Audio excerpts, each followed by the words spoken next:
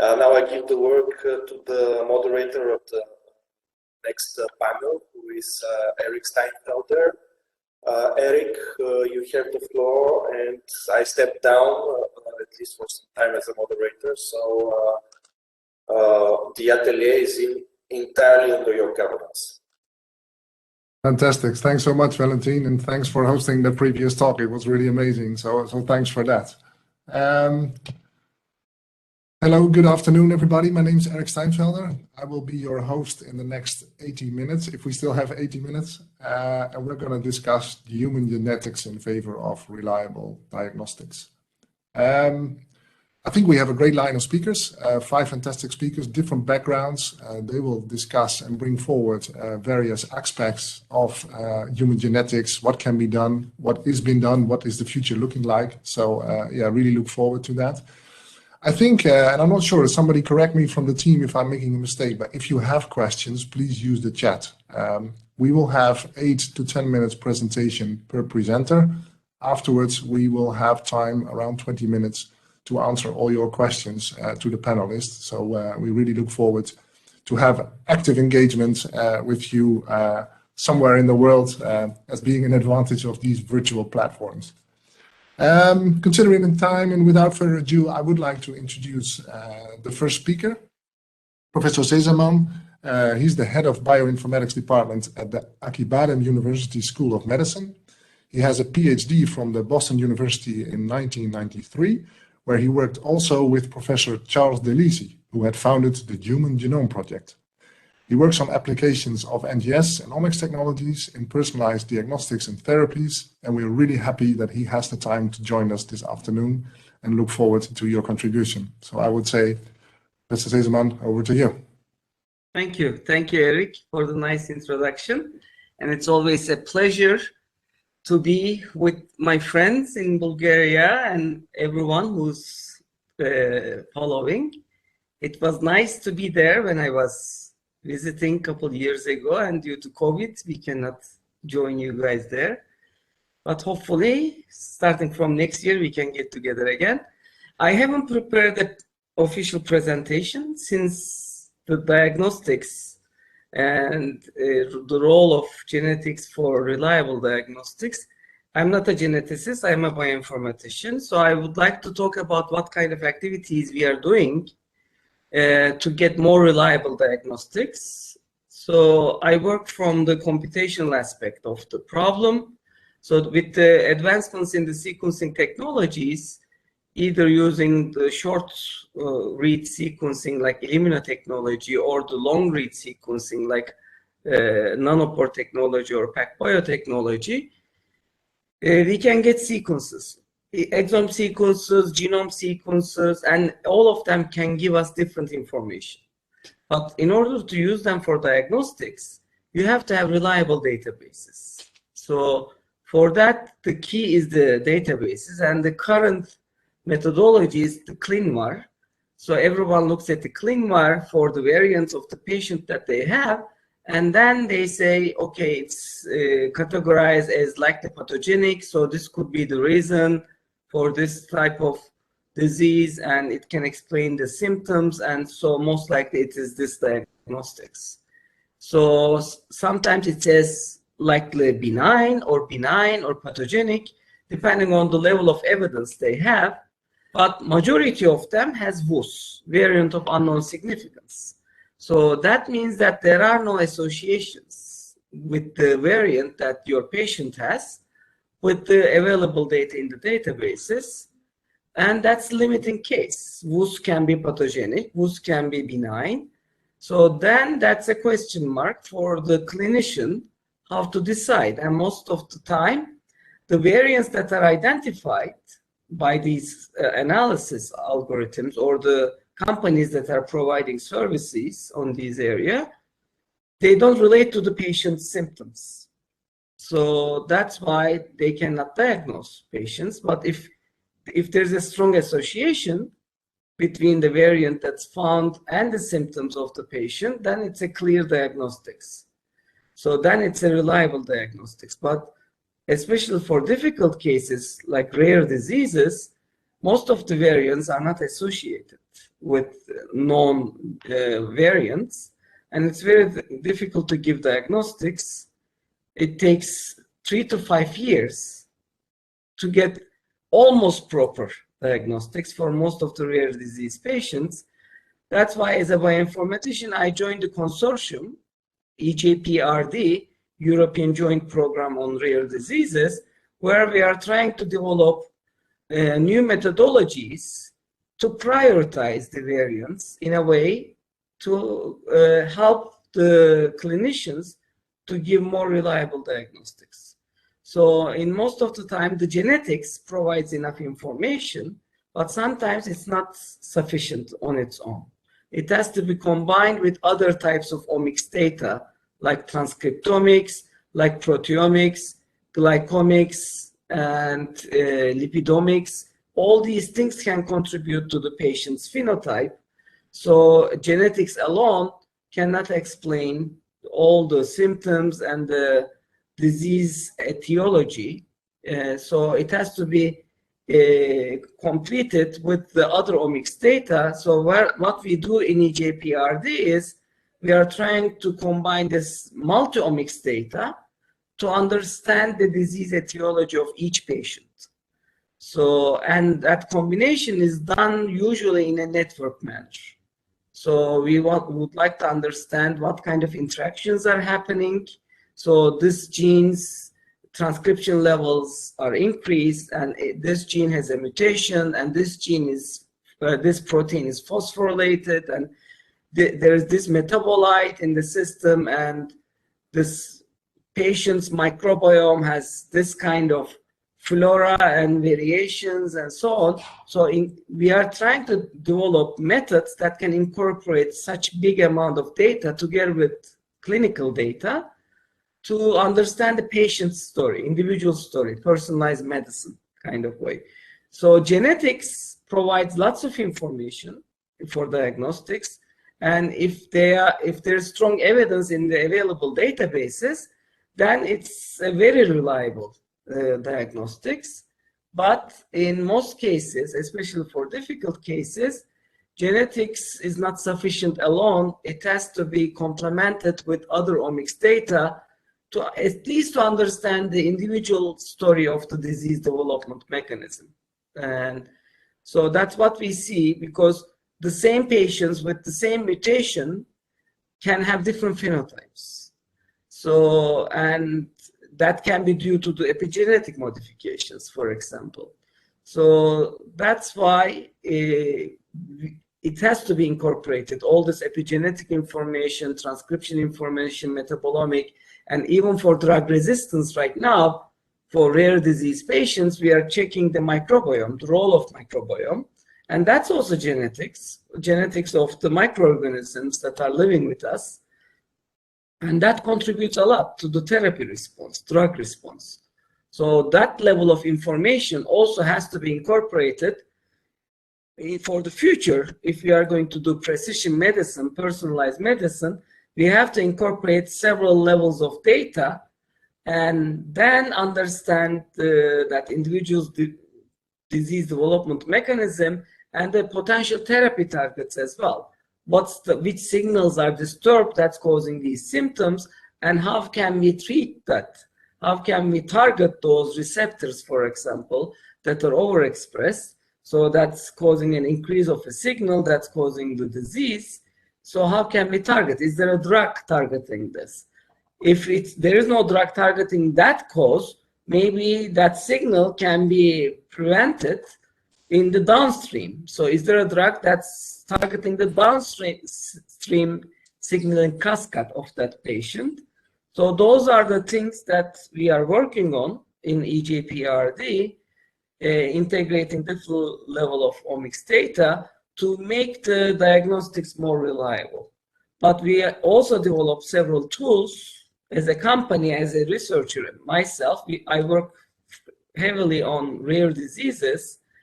So what we do is we prioritize the variants that are coming out of the genetic data with the symptoms. So which of these symptoms can be caused by which type of variations in which gene. So we go from backwards. So we don't look at the variants and then check the databases. And then if it is seen and associated with a certain disease, then we can give the diagnostics. For simple cases, we do that. But for difficult cases where the clinician says that it doesn't add up, the symptoms, these variants do not explain the symptoms that my patient has. In that case, we go with the symptoms and we go backwards and try to explain the symptoms, which genes and modifications can cause these symptoms, and then filter out according to their impact at what level they can cause all of the symptoms of the patient. So we give scoring and ranking, and we give this rank list, including the VUS, variant of unknown significance, to the patient, to the clinician, and we work with the clinician together to single out which one can be the cause of that disease and give the diagnostics.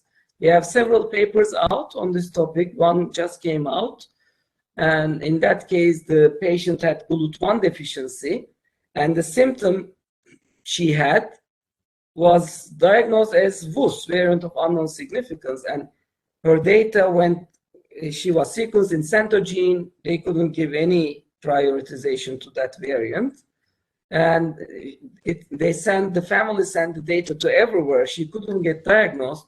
But when we went with the symptom-based ranking of the symptoms, even the VUS variants, we identified the mutant that's explaining 90% of her symptoms, and that was the GLUT1 deficiency. We asked the clinicians to look at the glucose level at the BOS, and then it was verified, and she's diagnosed. Now she's getting the ketogenic treatment, ketogenic diet, and which relieved most of her symptoms. So I think there is still way to work for the genetic data to give reliable diagnostics, because the databases that we have don't cover majority of the variants. So you have to develop additional bioinformatics methods to prioritize to give more reliable diagnostics. Eric, I see you, so that means my time is up. Yeah, I'm really sorry. I'm really sorry. That's okay. Thanks so much for sharing that perspective. And it's also good, again, to have attention for the rare disease community and the work that has been done there. Yes. I would like to ask everybody that is attending, please use the chat to enter any questions. We will now move on to the next speaker, but at the end we have time for discussion and more questions. So yeah, it's a bit time constrained. So we will get back to you, Professor Sezerman. Okay. Then I would like to move and introduce to the next speaker, Professor Ivanka Dimova. She acquired her degree in medical genetics, and since 2015 she is being the head of the laboratory of genomic diagnostics at the Center for Molecular Medicine, Medical University of Sofia, where actually we should be now live meeting face-to-face for Biotech Atelier. But anyway, we do it virtually. She's also the manager of 2 international projects at the Swiss National Science Fund and many Bulgarian projects. As a chairman and member of a number of commissions at the Ministry of Health and the National Science Foundation of the Ministry of Education and Science, I think she is very well equipped to share her perspective this afternoon on human genetics and reliable diagnostics. Professor Dimova, I would like to hand over to you.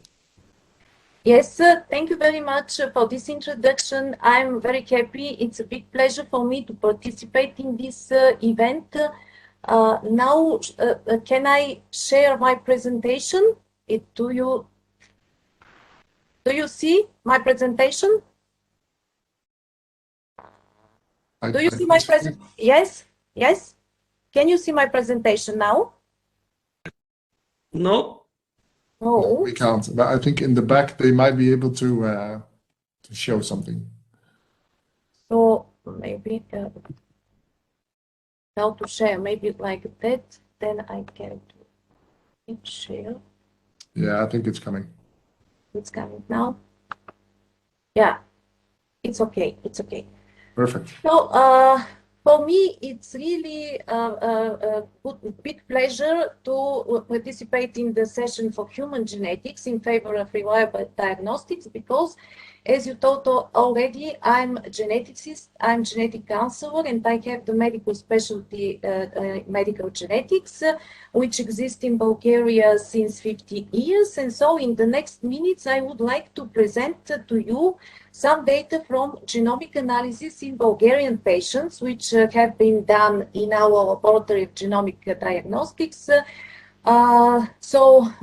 You can see the possibilities and the challenges we meet in our practice with the genetic analysis. As I told you, I am a genetic counselor, and doing genetic counseling and genetic analysis, this become in the last years an integral part of healthcare in all areas and all other medical disciplines and specialties.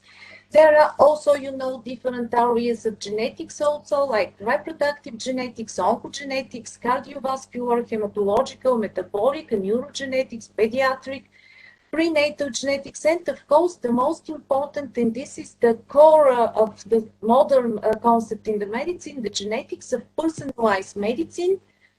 And you know how quickly and very intensively genetic analysis are introduced in the clinical practice. So every day our patients ask the number of questions for genetic tests. They ask about their risk of disease, about the risk to their offspring, about the most appropriate genetic test, which genetic test is appropriate for them, and also how to interpret genetic data. Also, genetic counselors play a key role in many other processes such as education and training, health information technology, public health research, and also in telegenetics. I would like to point here that without, in the concept of personalized medicine, that without laboratory medicine, clinical laboratory, and without genetics, there is no precise medicine.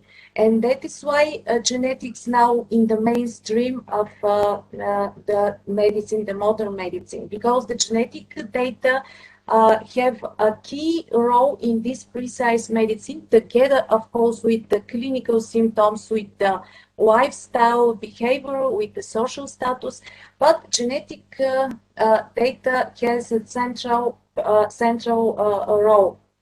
We need, in this regard, electronic health dossier for each patient, and for this we always speak about this at the national level, a database which include the genetic register and DNA bank, because as the previous speaker told, the database is very important. We have to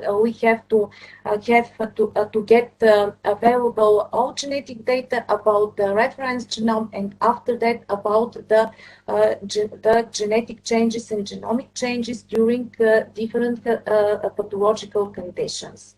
There is also economical point of view of this analysis and these interventions, which was communicated by World Health Organization about 2 years ago, and they reported that such interventions and investments in such kind of analysis will prevent more than 8 million premature deaths, but also will have economical effect, because lack of such political priorities and actions will generate economic losses in some huge cost, like billions and trillions dollars, and will put the world at risk not only to not reduce early mortality, but also to slow down the world economic growth.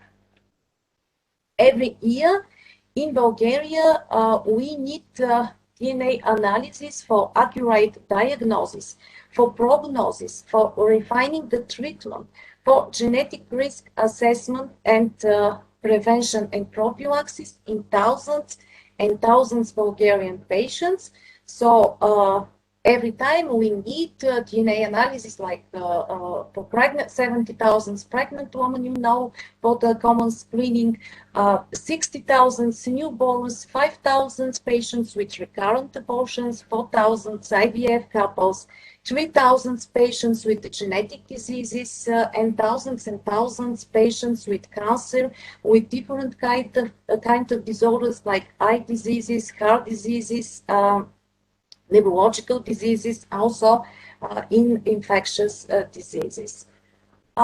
We have introduced in our laboratory of genomic diagnostics in Molecular Medicine Center, Medical University Sofia, the several next generation sequencing platforms, which they replace the traditional sequencing because of the dramatically improved speed of analysis, output of analysis, accuracy of the result, and of course the low price of the analysis. And now we are able, with the platforms which are available in our lab, to do even genomic analysis, even to analyze, because from the beginning of this year, we have the most robust DNA sequencer, NovaSeq 6000.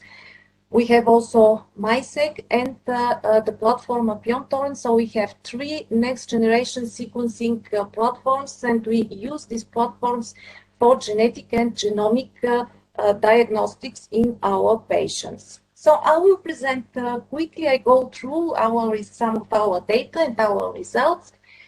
You can see here that for the last 4 or 5 years, we have analyzed more than 400 patients by next generation sequencing in our lab. And here you can see the number of patients according to the clinical indications. And you can see here that the biggest number of patients are with eye disorders, then with kidney diseases, with different malformations, congenital malformative syndromes, with epilepsy and seizures, then connective tissue disorders and neurological diseases, and less number for now for cardiovascular, muscle dystrophies, endocrine disorders. We have, of course, skin disorders, hearing disorders, but I will present some of them.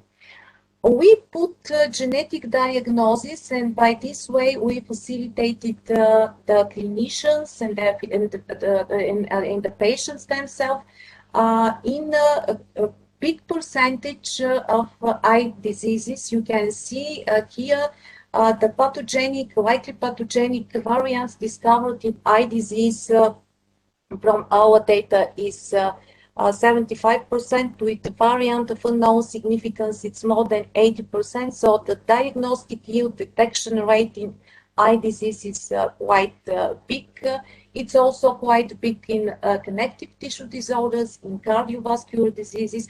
Of course, I would like to say it is very important the knowledge of the physicians and our clinicians, which direct these patients to us, because as strictly are selected patients for genomic analysis, as bigger is the detection rate and diagnostic yield in these disorders, and the percentage of genetic diagnosis decreases, for example, in liver and intestinal disease. But still, for all of our patients, we have a very good detection rate, diagnostic rate by genomic analysis, which have been done in our next generation sequencing genomic facility. Here you can see some of the diagnoses in ophthalmogenetics. Here you can see listed 21 genes, and the first 3 are the most common and the most frequent: Stargardt disease and Joubert syndrome and X-linked retinitis pigmentosa. For some of them, which about it, you know, there is also a gene and cell therapy. So it is very, really essential and important for our patient to get this result and to be after that involved in some clinical trials for a specific therapy which can improve their quality of life and their vision, which is really very exciting. Here you can see the genetic diagnosis and the genes affected in our patients with connective tissue disorders. For some of them, it is really important to put this diagnosis, especially in cases of Marfan and Marfan-like syndromes, because this is connected to their prophylaxis, to their physical activity, and to the prevention of some fatal events. Here you can see also the genetic diagnosis in our patients with the cardiovascular defect, pathogenic and likely pathogenic. For some of them, it is also very important for the prevention and prophylaxis of the complications, and it is really beneficial and helpful for our patients. We have a lot of patients indicated because of kidney disease. In about half of them, we detected Alport syndrome, which, as you can see from the name, this is a syndrome, so that means it is not connected only to the kidney, but it also has some different clinical presentation, and these are presentation from the eyes and from the hearing. And it is important to put this diagnosis because we can prevent the complications from the eyes and from the hearing, not only the kidney problems. In patients with the seizure and with epilepsy, you know, this is a very heterogeneous condition, and always in clinical practice it's very difficult to manage epileptic patients. We can help in putting the accurate diagnosis by detecting the specific gene which is mutated. And what is really very important is that there is a specific treatment already available for the specific gene mutation. When some gene is mutated, you can see on this table, we can change the therapy or we can adapt the therapy, and this genetic diagnosis could guide the therapy decision-making in patients with epilepsy and seizures, which are really very difficult to be managed. Of course, we have many patients with neurological and muscular disorders, especially in they are very difficult because this is also a very heterogeneous group, and some of them are really very rare disorders which are difficult to be diagnosed, which really takes time to put the diagnosis, to see what is the accurate diagnosis and to predict the prognosis of the disorder. So it is for sure without the need for policy, to have a policy also at national level for successful implementation of genomic medicine. And this policy has three main points and policy areas. The first one concerns ethical and legal implementation, like accessibility of this testing. This genomic testing is still not accessible for most Bulgarian patients. It concerns also the topic of for discrimination, how to share the data, how to give the results to the patient, taking the into account the confidentiality, how to take patient consent, because the patients are still not aware about all benefits of genomic analysis. The second point is concerning data and information management, and here it is very important the availability of bioinformaticians, and bioinformatics is a very essential point. How to determine genetic variants, how to interpret them. We need infrastructure and protocols for storage, access to genomic data, and also for their interpretation.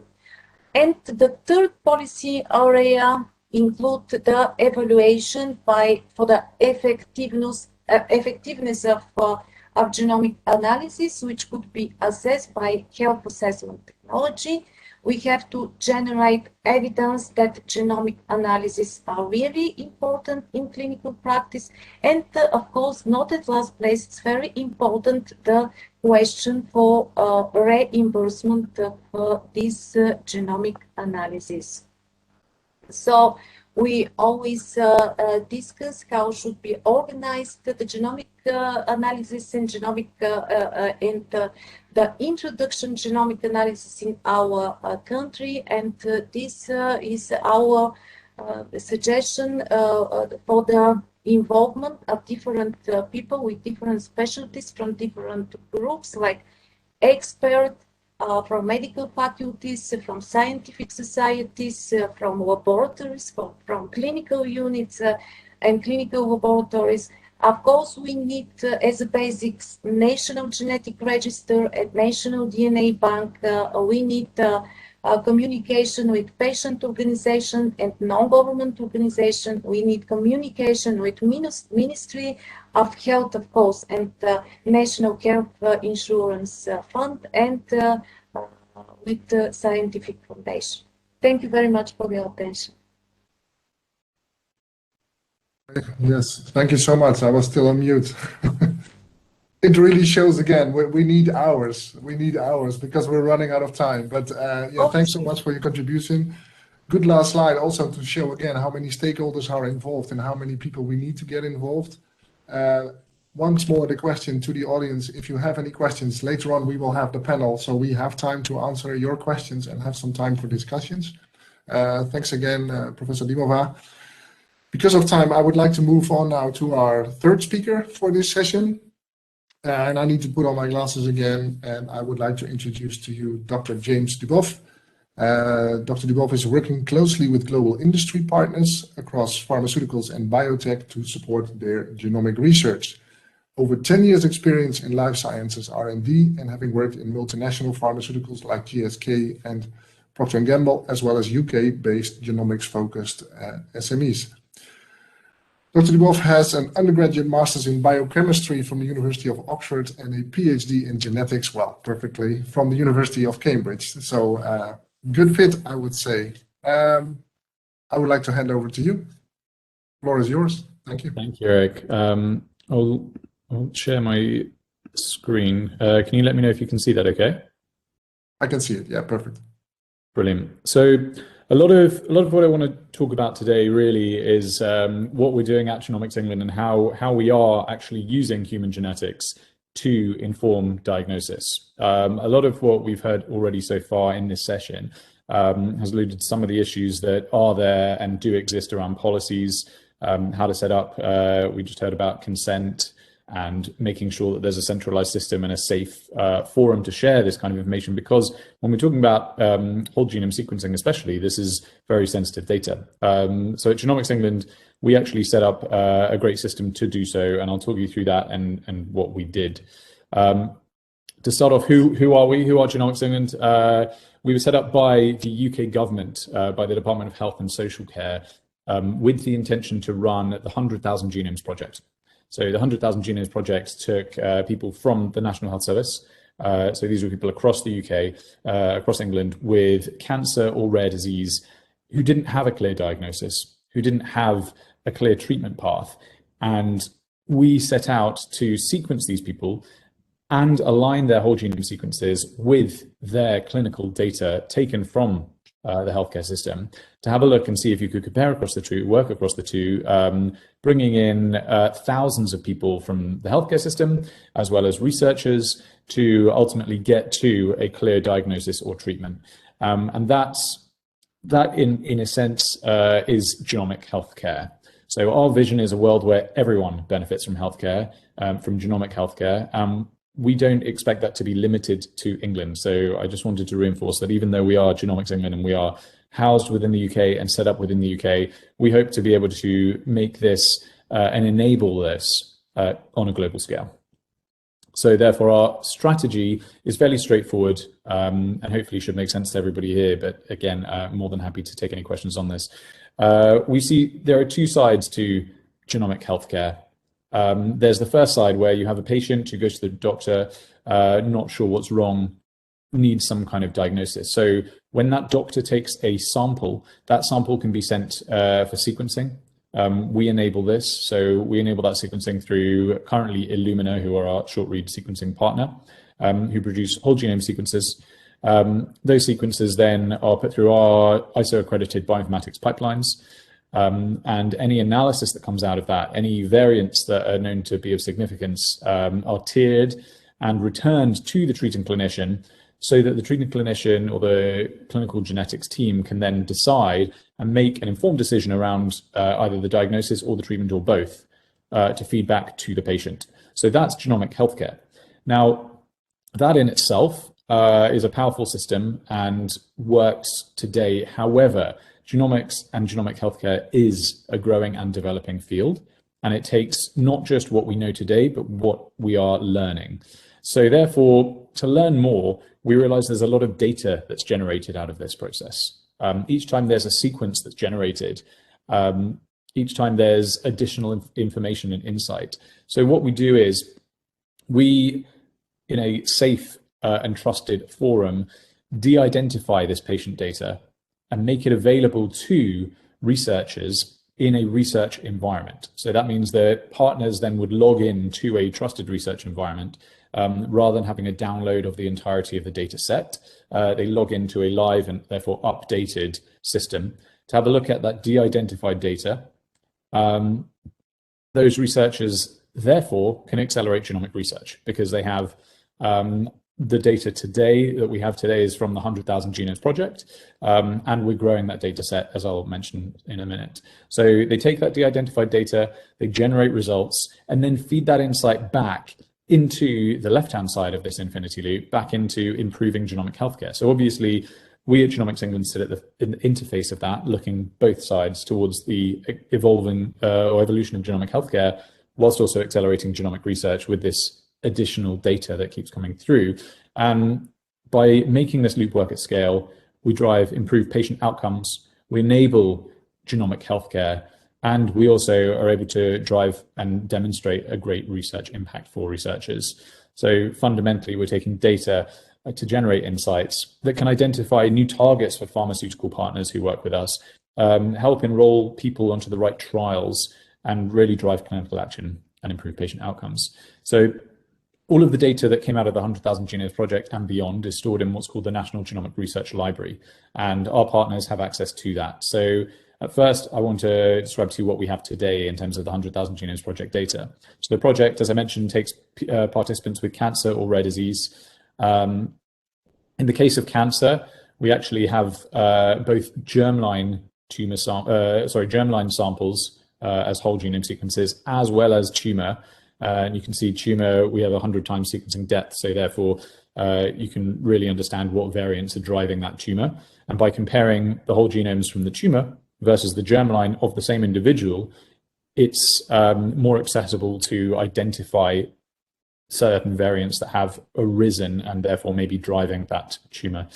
Now, in the case of rare disease, we have the rare disease participants who were enrolled, as well as in the majority of cases, both parents in what's called a trio.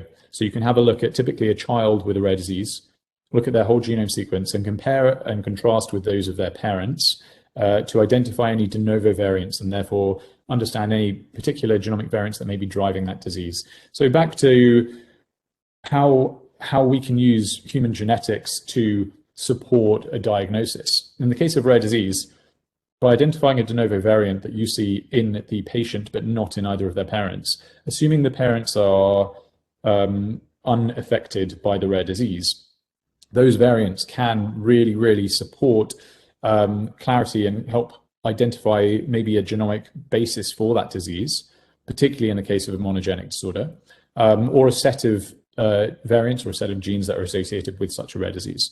So that's very powerful in terms of being able to support the diagnosis. And within cancer, being able to access data from the whole genomes of the tumor as well as the germline can identify not just a predisposition in the germline to a cancer, but also understand how a tumor is progressing and evolving potentially over time, so that that can better inform not just the diagnosis, but also treatment. And beyond, can support pharmaceutical companies or researchers in using that information to develop new targeted therapies. We heard a little bit about certain therapies that work and can be improved with genomics. I think everybody here is probably aware of the fact, the statistic that obviously working with a genomic target and genetically validating a target can improve drug likelihood of success in clinic. And so that's, again, a big reason as to why we work with a number of partners. So we have the whole genome sequences I mentioned from the 100,000 Genomes Project data. We also have access to all of their clinical data, both retrospective before they signed up to the program and prospective. So we can follow a patient along their life course, looking at, for example, hospital episode statistics. So when a person is admitted to hospital, what they're admitted for, and therefore, even in some cases in cancer, for example, we can have a look at their treatment as well. So you can get some example of real world evidence to see how a patient or a group, a cohort of patients are responding to a treatment. So this, again, is very useful and powerful data that is obviously very useful within the clinic, but also outside in a research capacity in driving and supporting genomic healthcare moving forwards. So in terms of consent, so we set up a pretty novel consent model for the 100,000 Genomes Project, because this was enrolling patients who wanted and needed a diagnosis and needed support in terms of new treatment avenues and pathways. So therefore, it was pretty essential that we were able to get back in contact with the actual individuals themselves. And this ability to recontact patients, specifically in the first instance, to give them a new diagnosis using our clinically accredited pipelines, means that we can also follow them up, re-engage them, and therefore resample them, recruit them into trials, or even re-phenotype them. There's a snapshot here of the different cancer participants, which is a breakdown that is fairly reflective of what you see within the UK. And our rare diseases are also fairly broad within the 100,000 Genomes Project. And all of this is accessible on our Cohort Browser. So if you wanted to have a look at what data we have within the system at a snapshot, you can type into Google Genomics England Cohort Browser. And this should give you these numbers so you can see whether we have sufficient data for your interests. What's next? Beyond the 100,000 Genomes Project, we demonstrated the value of whole genome sequencing as in standard of care in the clinic within the NHS. And therefore, the UK government has rolled out now, or is rolling out, the Genomic Medicine Service. So there are over 20 indications that have already been commissioned for whole genome sequencing within the UK and within the NHS. There are a number of cancer indications that have already been approved, and those that are coming in wave 2, hopefully within the next 6 months to a year. They're all eligible, and this will carry on working by the same model as the 100,000 Genomes Project, where fundamentally we want to give an improved diagnosis based on what we find from their genomic sequences, but also support research and enable researchers to activate that data set and really develop new treatments. Here's a snapshot of the rare diseases on the left that have already been approved for whole genome sequencing, and on the right, what we anticipate being included in wave 2. And I'm just going to end with a couple of examples of how this data can be useful in not just diagnosis, but also in identification of new drugs. So with this type of data set, you can recruit ultra rare patients with a diagnosis either based on their clinical presentation, clinical phenotype, or on a particular basis of a variant that's known to be pathogenic. It means that pharma partners can identify new druggable targets or subgroups of high responders, and clinicians can as well. So clinicians can better identify which patients will respond to a certain drug. So And obviously, yeah, identifying surrogate endpoints can also come about through this too. An example of how precision medicine through whole genome sequencing can be enabled in rare disease. This is an example of a girl, Jessica, who came into the 100,000 Genomes Project. She presented with the symptoms that you can see: seizures, confusion, developmental delays, and stiffness of limbs. Didn't know what was wrong. Any pediatrician would see those and say these are symptoms that could be from a whole host of different diseases, and not really sure what to pinpoint that and how to treat it. So through whole genome sequencing, we noticed around 6.5 million variants in the genome, of which almost 700,000 were deemed rare, almost 3,000 predicted to be cause a change in a protein, 67 were different to her parents, and out of those 67, there was one that has been listed in an open source panel called Panel App that identified a particular gene deletion in this SLC2A1 gene, which it turns out is responsible for sugar transport in the brain.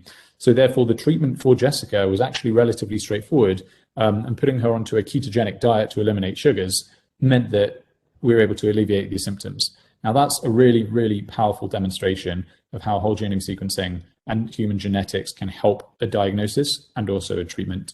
Within cancer, typically on the left, you can see a variety of different tests that may be done to try and see what's going on.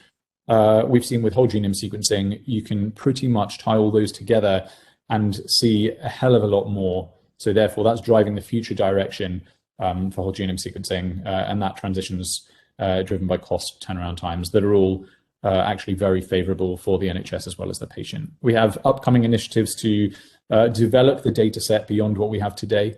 We're looking at long reads and methylation as well to understand how and new information we may find from long reads that we don't see from short. Looking at digital pathology images to supplement the data we already have, so multimodal imaging, transcriptomics and proteomics, because we do have some additional samples from the 100,000 Genomes Project for patients who still don't have a diagnosis. So we are trying to see what we can get from transcriptomics and proteomic samples. And then lastly, newborns. We are looking at launching a newborns initiative to take a set of babies who are currently subjected to the Guthrie test, which is a simple heel prick test, which is standard across the UK and many parts of the world to identify some very, very early diagnosed diseases. We believe that by whole genome sequencing, we'll be able to identify so many more diseases very early on to enable earlier, better intervention, even before onset of any symptoms. So we collaborate with commercial entities who do research to effectively develop new drugs, new trials, and find patients with rare disease. We also collaborate with plenty of academics in specific groups, as you can see here, according to disease. And that's all from me for now. So thank you very much. Any questions, please put them in the chat or drop me an email. Thank you very much for the opportunity to present today. Thank you so much for this very nice presentation. Impressive to see the work that has been done, the plans going forward. And I must say, it's also really good to see that you are actively working on making it accessible, which is sometimes quite a challenge. So thanks for that. I already saw some very interesting questions coming in. So let's finish with the other presenters and we'll get back for more questions and the panel discussion. Thanks again. Thank you. That gives me the pleasure to introduce you to the next speaker, Francesco Florindi. Francesco has been working in the EU bubble, as he describes himself, for regional representatives, NGOs, and the European Commission's Joint Research Centre. In 2014, he joined the European Cancer Patient Coalition as Public Affairs Coordinator, and he became the head of EU Affairs in 2016. In 2017, he moved to BBMRI Erik, a research infrastructure on biobanking, where I was also working at the time, so we know each other. And there he connected BBMRI to decision makers, patients and citizens, industry and other key stakeholders.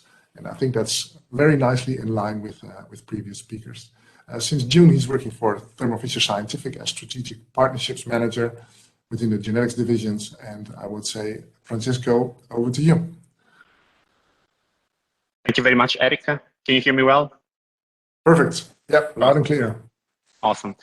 I'm going to be brief. I don't have some slides to show you, but few key messages. And I'm so happy to be last because the previous speakers gave me so many, hooks to connect what I'm going to say with great examples of the work that has been done. I'm taking a little bit of a step back. We've talked so far about diagnostics and diagnosis, primary prevention, if you want. I'm going a little bit even, one step further back at really sharing with you a sort of a vision for a healthcare system that will be based on prevention rather than on treating disease.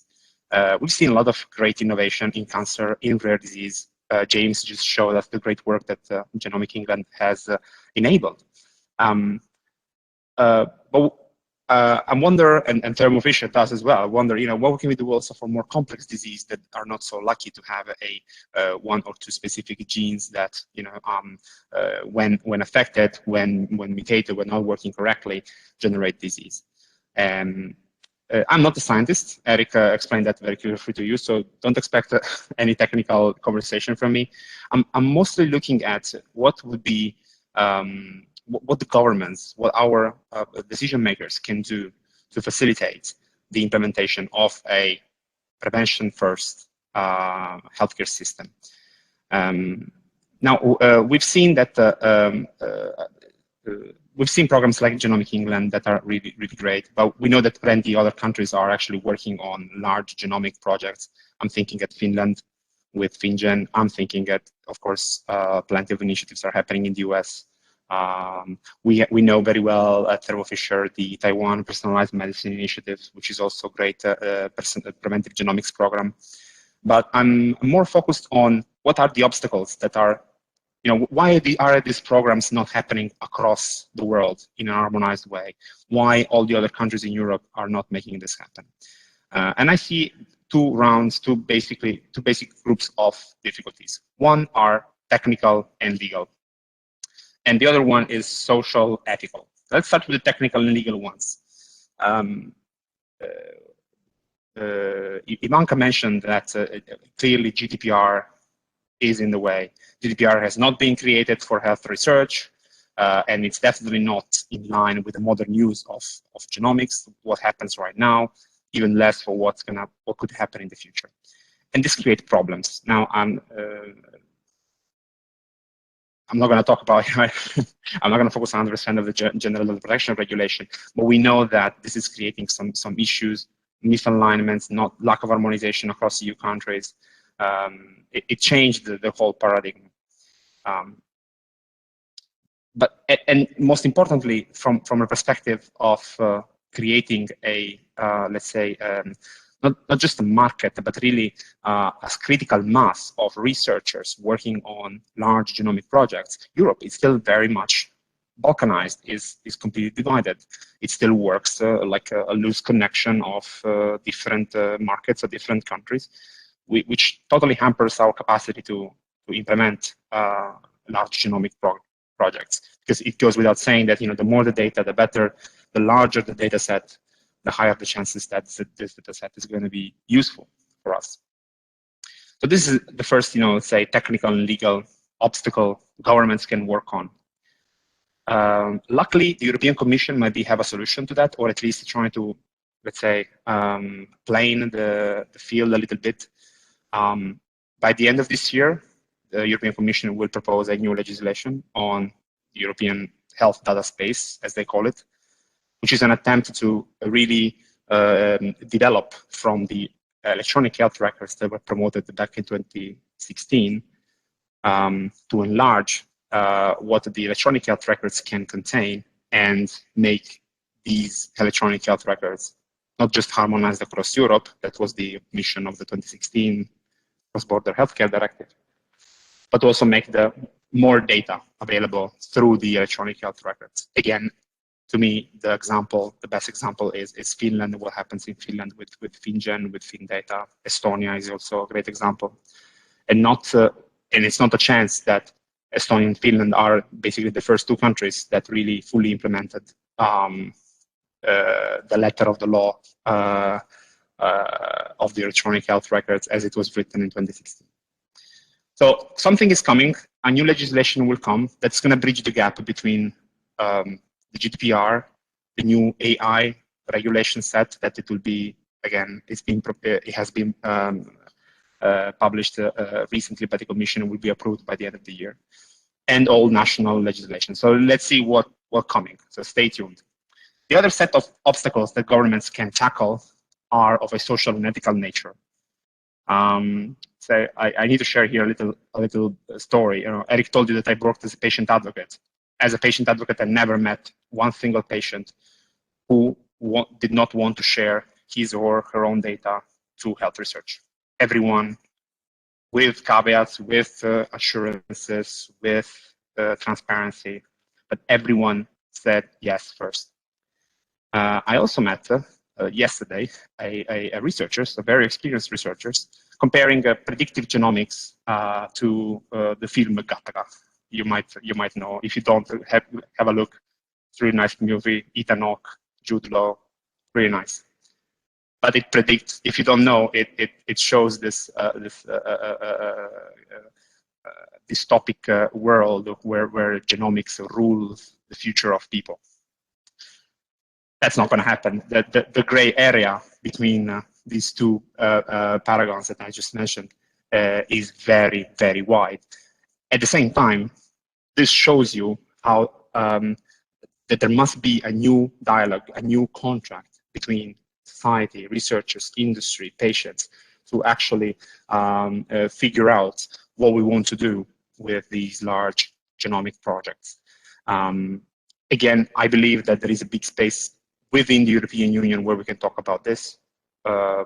Researcher infrastructures like BBMRI are doing a great job at bringing in patients, but we need something broader. We need something where really we can build, as Mario Monti said at the European Health Forum, Gosh Time, which is happening in parallel with this event, we really need a new social contract for health research and healthcare in Europe. Finally, a message of hope.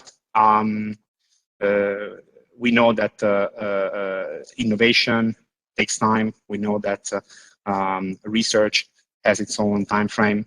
But I believe that, and again, having worked for governments, for patients, now for industry, I see that we are really at the cusp. We're really at the beginning of a possibly wonderful revolution that would really help our governments to move away from a sick healthcare system to a preventive healthcare system. The last obstacle that they need to face is funding. And we know that European countries spend around 3% of their healthcare budget on prevention. This is not going to be enough if we want to implement large genomic projects, predictive genomic projects that can really change people's lives. This is not going to be enough if we want to pay genetic counselors like Ivanka to help patients navigate the results of their genetic tests. This is not going to be enough even in a country like the UK, where again, Genomics England is doing a great job. The next step, Our Future Health, will have a huge impact. But if we really want to make this new technologies available to everyone, the budget that's allocated right now for prevention needs to be increased. COVID-19 showed us that if we want, we can. Whatever it is that we want, we can achieve it. Cut decades of drug development and achieve great results. We can do it. So the ball is on the court of the governments right now, because it is up to them really to decide what's going to be the next big challenge that they want to take together. And I really hope that it's going to be a genomic revolution, starting from, again, the great successes that are already here. Thanks for your time, and looking forward to your questions. Thanks so much, Francesco. Good perspectives, different angle, which is always good to have in a panel and look at from different angles. Looking at the time, I had scheduled that I was give you some background perspective on predictive genomics myself as well. I don't think that makes sense because we only have 10 minutes and I see interesting questions coming up, so I'd rather focus on that. One thing I would like to mention as sort of an add-on before we go into the questions, and that is all the genomics research requires as a starting point a healthy donor or a patient that is willing to share his material and that data. That is in most cases collected by biobanks. So I think they are an important stakeholder in this whole process as well. They are doing great things. They are storing enormous amounts of samples. I think it goes to over 2 billion in the next years, enormous amounts of data.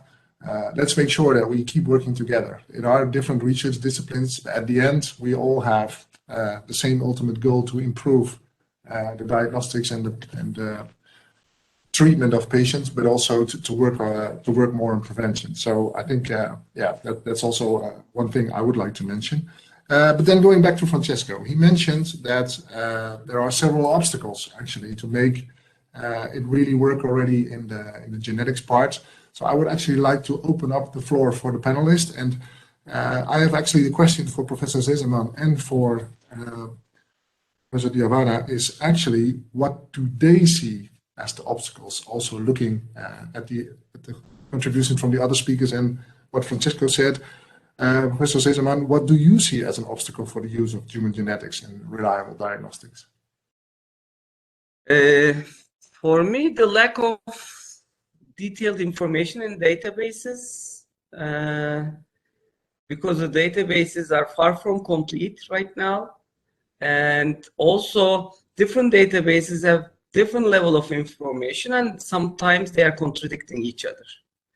So that's why integration of these databases, quality check of these databases, all these things should be regulated very tightly. So we should trust the information we get from the databases, and also the annotation, the phenotyping by the clinicians, because as you know, since we are computer scientists, the major thing is when we are modeling things or trying to build predictors, we have to trust the data, the annotation that we have, the phenotype that we have.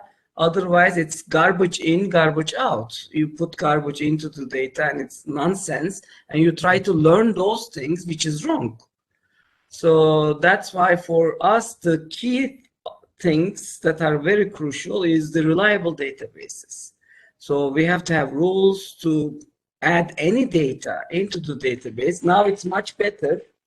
It's improving these days because there are tight regulations in NCBI, there are tight regulations in most of the databases, and there are expert manual curations in many of the databases that we are using currently. So it's more reliable data, but still. And also, we do need to have more omics data incorporated together for the same individual. So having genetic data from one data set and the transcriptome data from another data set for other individuals with the same disease, and epigenetic data from another database makes it difficult to integrate and to get the whole story. So these are the obstacles I see. Okay, thank you very much. Actually, and it sounds a bit negative, which obstacles do we see, but I think we get the picture. Professor Dimova, can you give your perspective on how you think we can expand access to genetic services so more people can benefit from personalized medicine, also to overcome the obstacles? Yes, this is very important questions. It's also a question of policy decision and policy making, but I think first of all we need infrastructure. We need to have the most robust sequencing technologies and to improve our protocols and our infrastructure.